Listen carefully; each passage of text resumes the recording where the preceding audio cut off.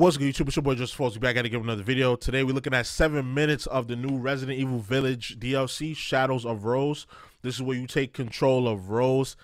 16 years from now, Rose is, if you don't know, Ethan's daughter. Ethan is the protagonist of Resident Evil 7 and Resident Evil 8, if you did not know. So this game is about her.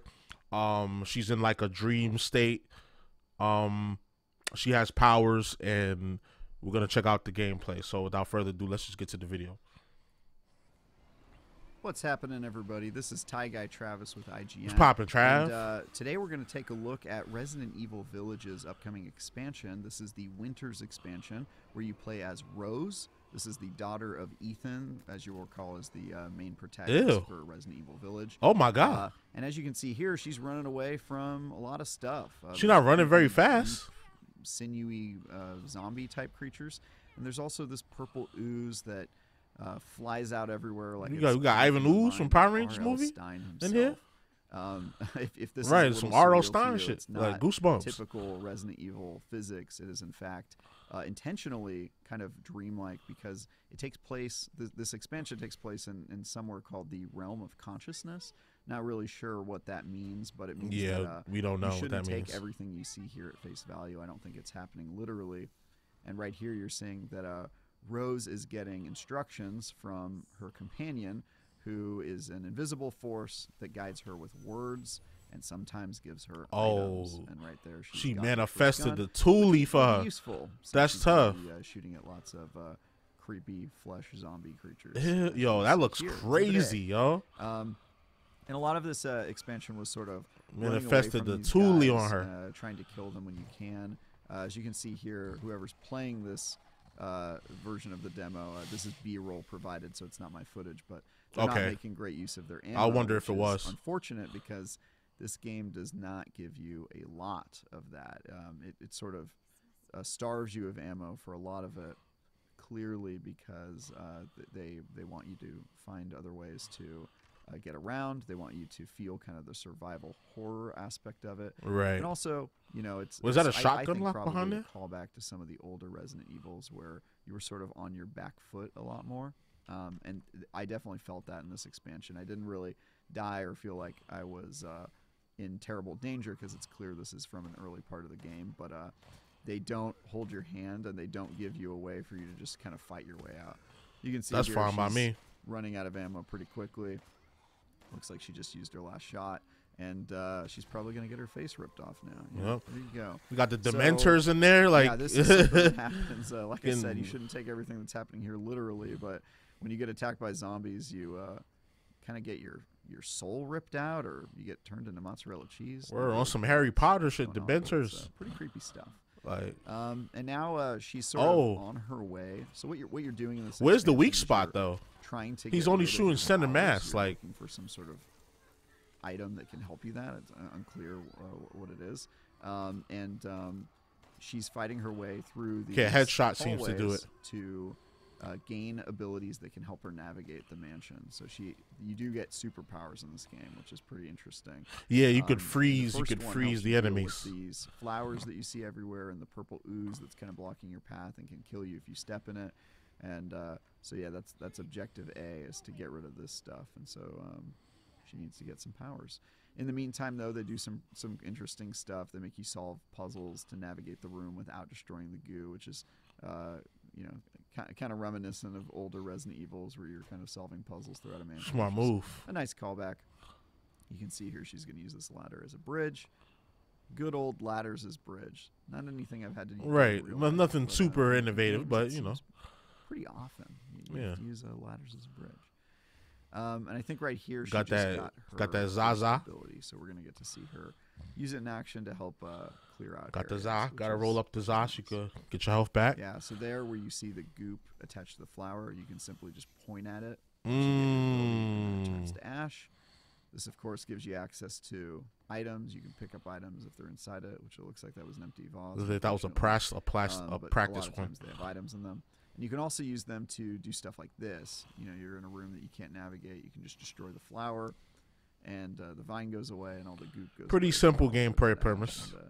Makes the room a lot safer to walk around in. Oh, so this is Hey, interesting. You yo. can see a creepy thing behind the What window is that? here. During this demo, I was chased around by a giant, presumably unkillable creature that there's no way you could have enough ammo to actually kill. They're not going to show it in this B-roll, and I'm not allowed to talk about the nature of it, but if you miss that was it being right there, chased though. around by unkillable things like Resident Evil 2 or even parts of Resident Evil 8, now that I think about it, this game has that. So you can be happy fearing for your life in this game as well. Now she's got her first power. It's going to give her access to areas that was previously blocked off. Normally have access to earlier. You got to find the root of the plant. See, she's back in this room, and she's going to use her ability to gain access to the upstairs, which has some interesting stuff in it. It's also, I should say that I didn't see any new areas during this demo. It was all the existing areas from Resident Evil 8, and they kind of just repurposed them and switched stuff up. That's what it. Yeah, that's what it looks like. Yep. Add this new expansion. I'm unclear if that's going to be the entire expansion. I would hope not. I would hope that we get like, a new area for Rose to explore, not just for her powers, because this gameplay premise is very simple. Like you can't pass through this area until you get this ability, so you have to go around to get this ability to get to the next area, where then you are now cut off by an enemy you can't kill until you get this ability. Now you have to get that ability. So it's a very simple gameplay premise. So I would hope they give us like another area for us to explore with Rose, but we won't know until the whole thing comes out. Treading other areas, but I don't really mind it too much. I mean, they definitely made good use of the space and kind of reused it. And yeah, they kind of repurposed it a little bit, made it look a little bit different. Where I should be going, knowing which doors led to which areas and that sort of thing. So didn't mind it, but yeah. Now she's got her second power, and so this is the second ability I unlocked near the end of the demo, where instead of wasting ammo like this lady is, you were able to lock them in stasis like that. Put them in stasis, back up. It seems like you can use it on any enemy or groups of enemies, and it was super useful at getting out of trouble in a pinch. Can you spam it, though? Conserving ammo. You could just freeze something and run by it rather than wasting ammo on it. And this is coming up. You got that Za, some more Za. Where they stopped letting me play before I finished my main objective in this area. Be careful. But yeah, getting that second ability definitely helped with the ammo economy problem. And so freeze them, back up. More here, as you can see, it has an AOE effect when she. I like the AOE. I like that it has an AOE effect. She's able to run right past these dumb zombies. And that's pretty much it. My 30 minutes with it, I had a lot of fun. I'm interested to see more. Wondering what you guys think about this. And for anything else related to Resident Evil or Tokyo Game Show coverage, stick with IGN. Okay. Okay, so like I was saying earlier, like I was alluding to, very basic gameplay here with the demo. I would hope that there's more to it than this DLC. Than just this, but I think it's cool. You get to explore, Rose, and I'm guessing this is like completely a dream, or we really skipping 16 years ahead after the events of Resident Evil 8 to see what Rose is going through, and hopefully after in the ending cutscenes, we get an idea of like why we've skipped all this time, what's happened in the 16 years since we've skipped the time. Do we get to see Ethan? What happens to everybody else? Like, why is she in this dream? Why has the dream led her to this castle? I have a lot of questions.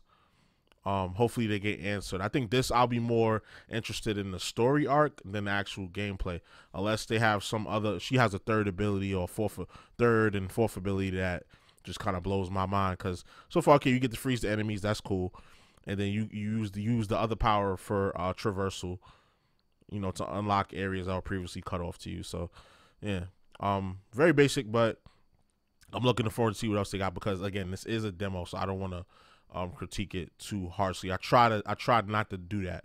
I try not to critique games too harshly, especially before I even got my hands on them to play them.